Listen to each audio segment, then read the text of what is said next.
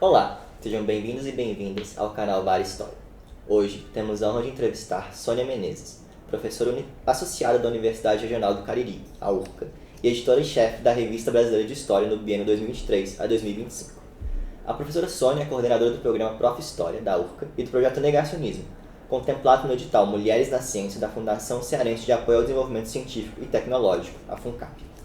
Ela se interessa por temáticas voltadas à história do tempo presente, à história pública, à teoria da história, ao ensino da história, à imprensa, às ditaduras e aos negacionismos. A professora Sônia está na UFMG como convidada do seminário 1964 e a ditadura militar no quadro transnacional, Novas Perspectivas Historiográficas, organizado pelo Laboratório de História do Tempo Presente, o LHTP.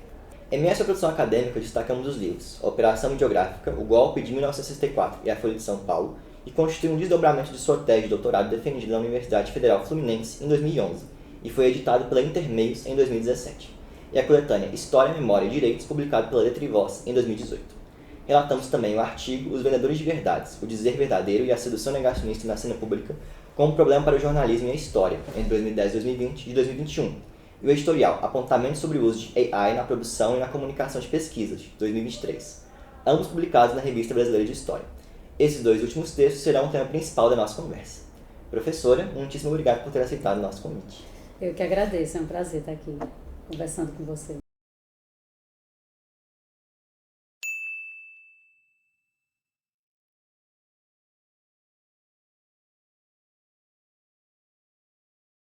A primeira pergunta seria a seguinte. Seu editorial, publicado no final de 2023, debate os impactos das ferramentas de inteligência artificial na edição de periódicos acadêmicos e na comunidade científica. Na medida em que se apresentam como recursos tecnológicos inovadores, os softwares de inteligência artificial fornecem aos pesquisadores um amplo leque de potencialidades na condução de pesquisas. Por outro lado, suas limitações técnicas e seu nebuloso horizonte ético nos levam a questionar a legitimidade dessas ferramentas na produção de conhecimento. Diante disso, que cuidados éticos e metodológicos você considera necessários para que o uso da inteligência artificial caminhe ao lado de uma investigação histórica de qualidade?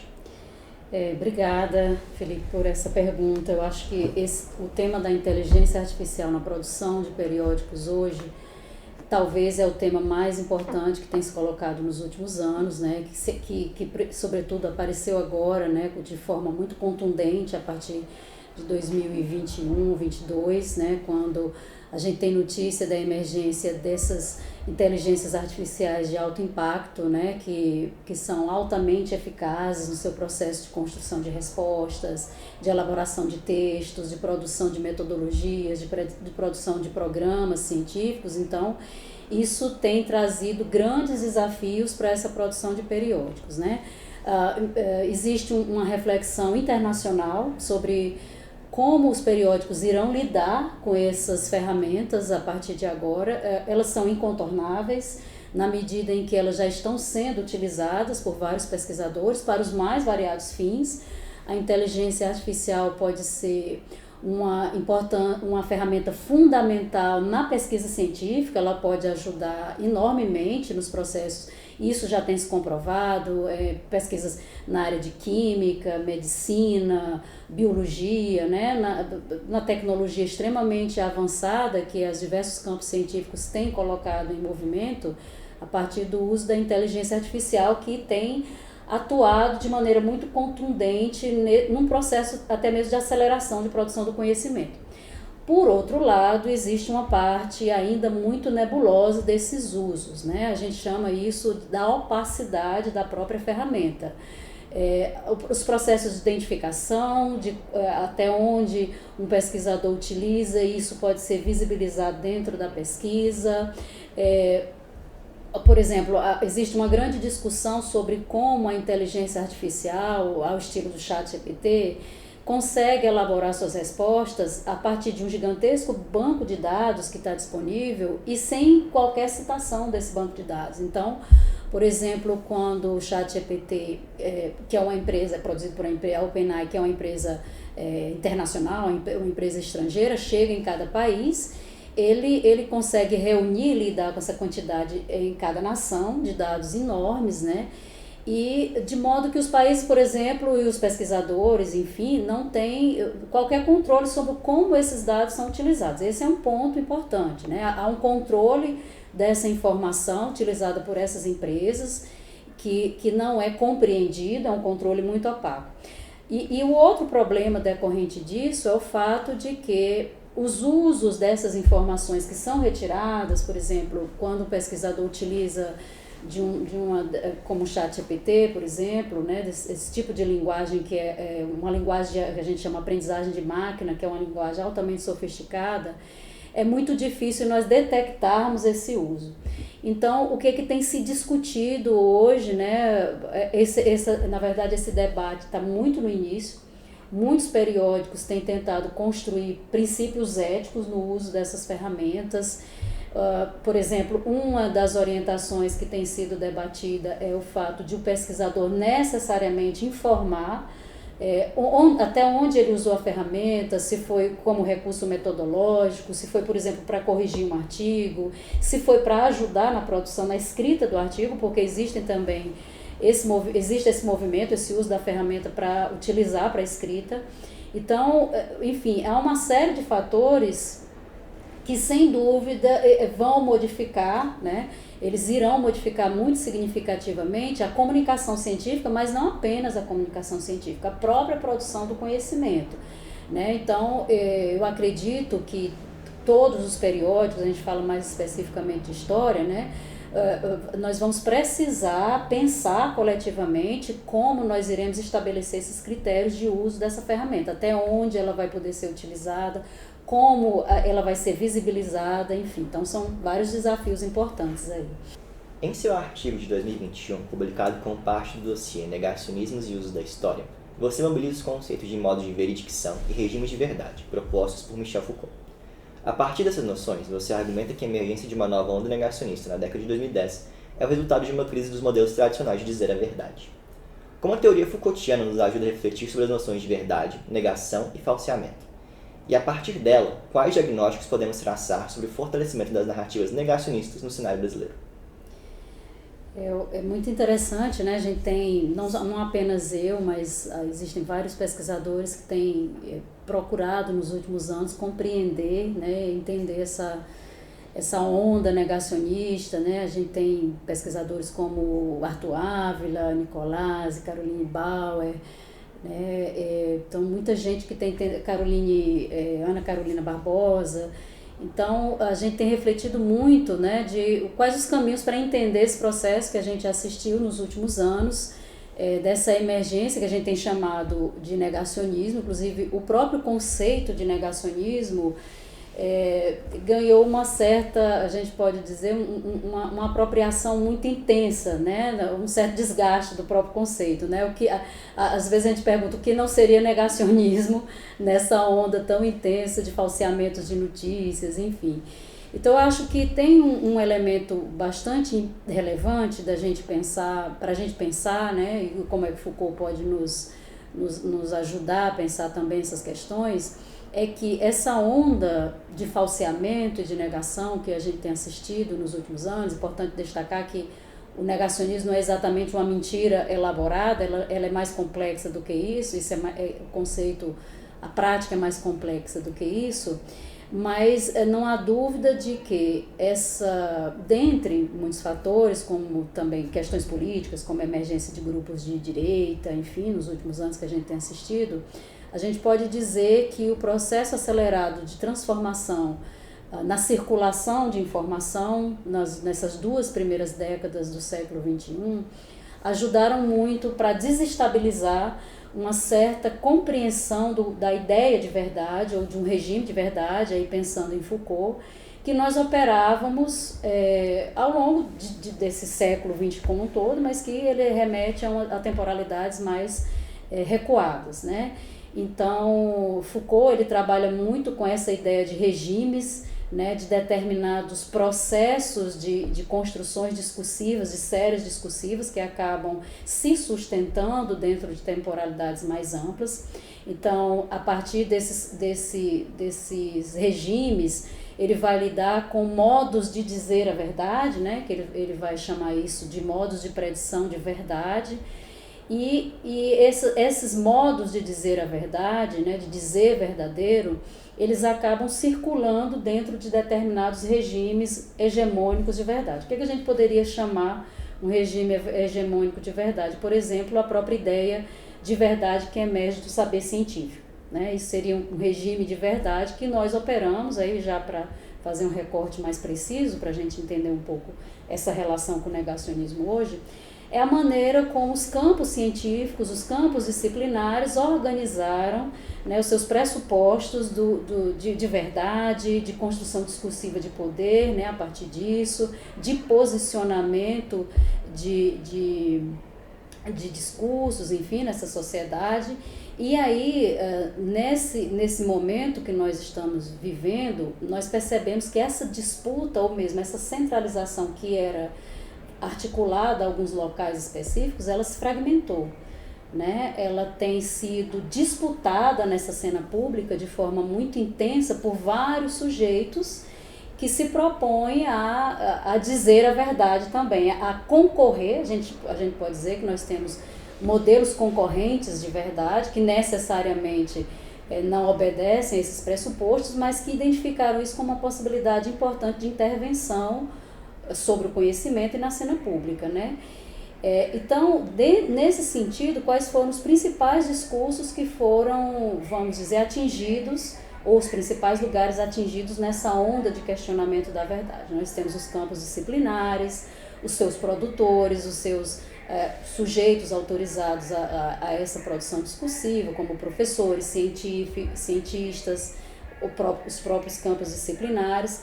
E nós temos visto, portanto, esses ataques recorrentes a esses campos do conhecimento. Então, essa onda negacionista, ela se volta também para essa disputa de poderes, né, nessa cena pública, nessa proposição de novos sujeitos que seriam autorizados a falar essa verdade. E isso tem gerado, de certa maneira, uma proliferação de narrativas concorrentes, em grande parte negacionistas, né? Não apenas negacionistas no campo da história, mas também abusivas sobre o conhecimento histórico. Então a gente tem vários exemplos de como esse processo de negação avançou sobre temas históricos, né, nos últimos anos. Vou mencionar esse que nós estamos trabalhando particularmente esse ano, que é o golpe de 1964. Então são narrativas apologéticas, narrativas de justificativa, de abrandamento. É importante dizer que o negacionismo, embora ele pretenda, ou as narrativas negacionistas pretendam rivalizar com o saber acadêmico, o saber escolar, ela necessariamente não nega esse conhecimento, sobretudo se forem eles, né, que estiverem à frente da produção dele, né? Não necessariamente na academia ou na escola, mas através dessas novas mídias, como sites de YouTube. A gente tem alguns exemplos aí importantes de produtos que discutem essas temáticas históricas, trabalhando outras versões de abrandamento, enfim, de negação. Eu acho que aí são questões importantes, então, para a gente pensar, e Foucault pode nos ajudar justamente, né, pensando essas disputas de poder e de discurso também nessa cena pública. Professor, é muito interessante sua resposta, porque se relaciona justamente com a nossa terceira pergunta, que seria a seguinte: a memória da ditadura militar é uma questão sensível, que vem sendo alvo de numerosos empreendimentos revisionistas ou mesmo abertamente negacionistas. A ocorrência de interpretações desse tipo ganhou força no passado recente, no momento que coincide com a popularização da internet e de meios de comunicação, fora dos circuitos tradicionais da mídia. Até que ponto as perspectivas negacionistas sobre o último ciclo ditatorial brasileiro foram potencializadas pela internet? Que consequências as novas mídias têm no respaldo social dado a tais narrativas falseadas? Eu acho que essa pergunta está na ordem do dia, né? Principalmente porque nós temos lidado muito, como eu acabei de dizer, com narrativas que pretendem políticas e práticas de abrandamento na cena pública. E eu acho que a gente pode pensar esse tratamento da memória na cena pública sobre o golpe de 1964 em dois momentos importantes, né? Eu diria, são vários, mas eu vou tratar assim, de dois grandes momentos. A gente tem um processo de silenciamento desse tema por muitos anos na cena pública brasileira. Inclusive esse foi um tema debatido nesse seminário, bastante debatido. Nós tivemos processos de silenciamento e processos de esquecimento comandado, né? Ou seja, A partir do final do ciclo ditatorial, ou não somente no final, mas nos últimos anos, né, quando o ciclo estava caminhando para o seu encerramento, no final dos anos 70 e no decorrer da primeira metade dos anos 80, nós, com a assinatura da lei da anistia, o país fez uma opção muito clara pelo esquecimento desse episódio. Isso teve várias implicações, né? Primeiro, nós não debatemos satisfatoriamente esse episódio na cena pública. Existem muitas pesquisas de como diversas memórias emergem exatamente ali nos anos 80, no final da ditadura. É importante que se diga que essas memórias, essas versões do acontecimento, elas já começam a ser estruturadas nos anos 60, né, a partir do momento em que ele surge, que ele é desencadeado em 1964, os militares já apresentam suas versões, né, ou aquilo que a maneira como eles gostariam que o acontecimento fosse compreendido e lembrado a posteriori. Essas narrativas que já são narrativas de negação naquele momento, a gente pode dizer, como por exemplo, não foi golpe, foi uma revolução, seria um movimento, um contra-movimento revolucionário, né, de que seria uma resposta a uma revolução comunista em curso. Então, ali já no próprio período do episódio, nós já temos estratégias de esquecimento. Posteriormente a isso, né, quando o Estado brasileiro se prepara para a saída do episódio, nós temos uma legislação que ampara essa política de esquecimento de maneira muito contundente.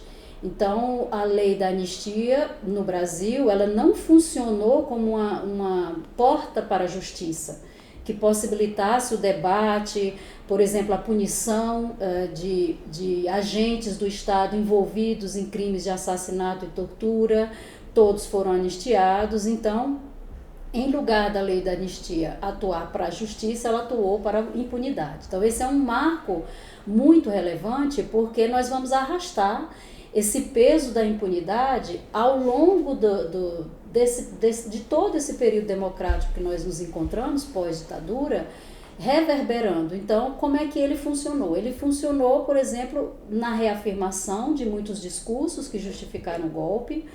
Esses discursos, é preciso que se diga, apesar de eles serem muito distribuídos, vamos dizer assim, nos círculos militares, eles são referendados em vários veículos de comunicação, por vários mecanismos civis que propalavam esses discursos e que eles continuaram, eles tiveram uma permanência muito importante na nossa cena pública, claro, de forma talvez mais velada durante um certo tempo, mas isso foi muito realçado a partir de 2010. 2010 a gente tem marcos muito, a década, né, essa segunda década do século XXI, nós temos marcos muito importantes no acionamento desses discursos. Primeiro a gente tem a eleição de Dilma Rousseff, uma ex-guerrilheira, uma ex-combatente que atuou como resistência à ditadura. Então, portanto, o tema da ditadura retorna à nossa cena pública. Em 2012 a 2014, quando nós temos os debates sobre a Comissão Nacional da Verdade. Posteriormente, o impeachment, golpe, na verdade, que derruba Dilma ali entre os anos de 2015 e 2016. Eu fiz uma pesquisa, por exemplo, nas redes sociais, eu tenho trabalhado com isso nos últimos anos, em que ficou muito claro que ali entre os anos de 2013 a 2018, o tema da ditadura foi um tema extremamente acionado em redes sociais e na internet. E a partir de 2016, a gente tem não apenas um acionamento em redes sociais, em discursos fragmentados, mas nós temos projetos de disputas muito claras. Empresas que atuaram, né, por exemplo, como a Brasil Paralelo, não é preciso que se diga, vou dar um exemplo como esse, é uma empresa que ganha, por falar da história, que ganha trabalhando com o passado, mas não apenas isso, que tem um importante posicionamento político, ideológico, nesse processo de abrandamento desses acontecimentos e de divulgação dessas versões negacionistas do passado, né, sobre esse episódio. Então, eu acredito que, nesse sentido, esse universo digital, a potencialidade que ele tem de atingir diversas pessoas, a associação desse tema com movimentos políticos. Então, veja, o tema ele não surge somente como uma questão histórica a ser pensada pelo país. Ele surge agregado com vamos dizer assim, o acionamento dele numa chave negacionista. Ele se dá também pela emergência de uma extrema-direita no país, que se ancora, por exemplo, nos discursos do ex-presidente Jair Bolsonaro, que era um militar de carreira, defensor desse episódio por muitos anos, né? Aliás, em todo o período que ele esteve.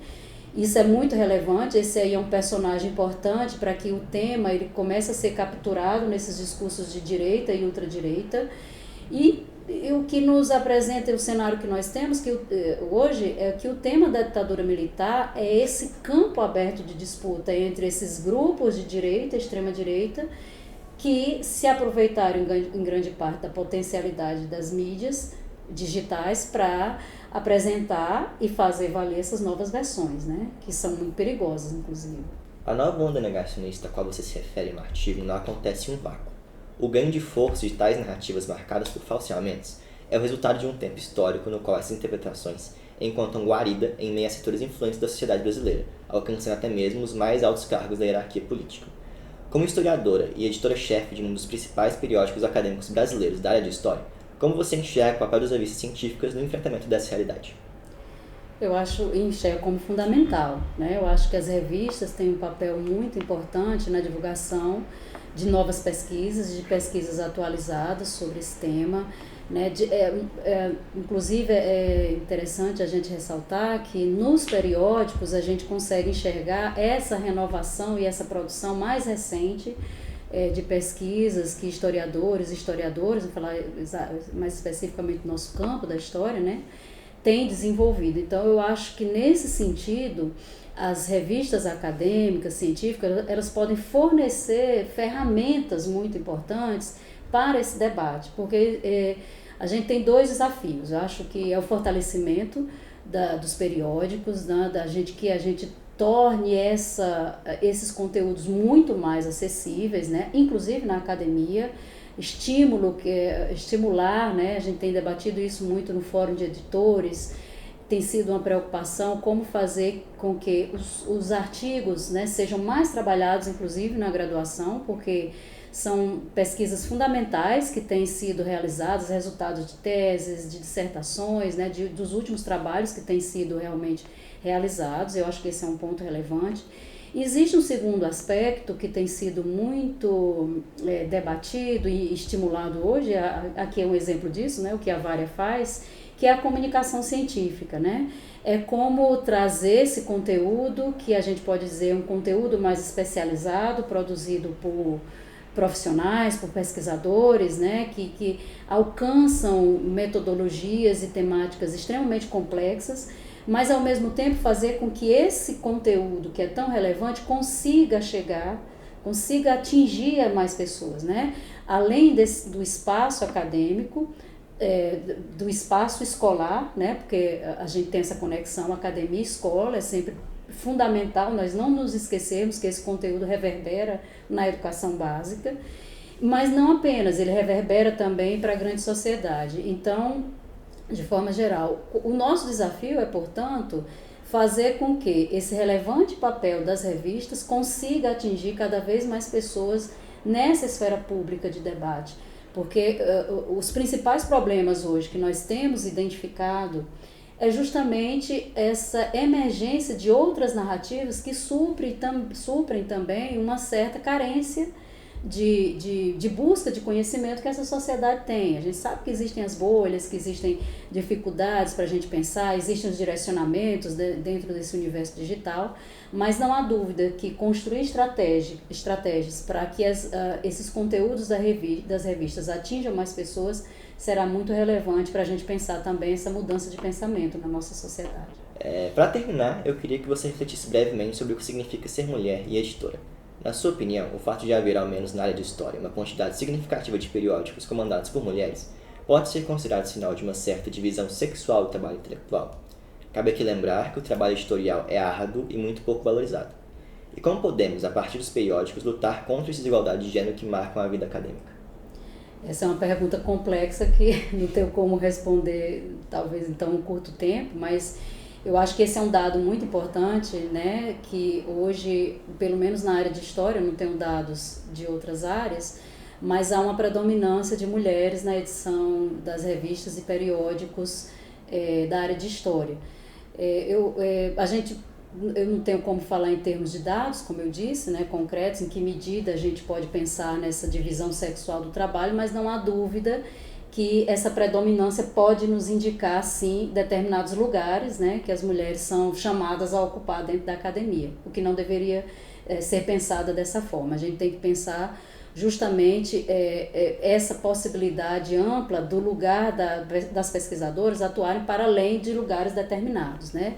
E aí eu acho que, nesse sentido, a discussão e a reflexão que muitos periódicos têm realizado hoje, né, sobre essa necessidade de pensar ampliação de pesquisadoras, ampliação de editores, uma melhor distribuição no papel dos próprios conselhos editoriais, né, que possam lidar melhor com essas desigualdades de gênero, o próprio debate que tem surgido. Então, muitas revistas, por exemplo, têm realizado um esforço de publicação, por exemplo, mais equitativa, né, entre homens e mulheres, né, porque nós sabemos, inclusive a historiadora Maria da Glória de Oliveira, ela tem pesquisas muito interessantes, né, que ela tem refletido isso, de como muitas vezes a produção feminina não aparece, né, de forma mais contundente nesses periódicos ou não são publicadas. Então acho que é uma série de desafios que a gente tem que pensar, né, desses lugares, inclusive de ruptura, que nós temos que realizar. Então acho que nesse sentido a reflexão da própria política editorial, né, para os periódicos, ela deve contemplar sim essa reflexão pautada também no debate de gênero. Professora, mais uma vez, em nome de toda a equipe da Vale História, eu gostaria de agradecer pela gentileza e pela disponibilidade de conversar conosco. Eu é que agradeço, foi um prazer, quero parabenizar a revista, né, que tem feito esse trabalho importantíssimo de comunicação e divulgação histórica. Muito obrigada.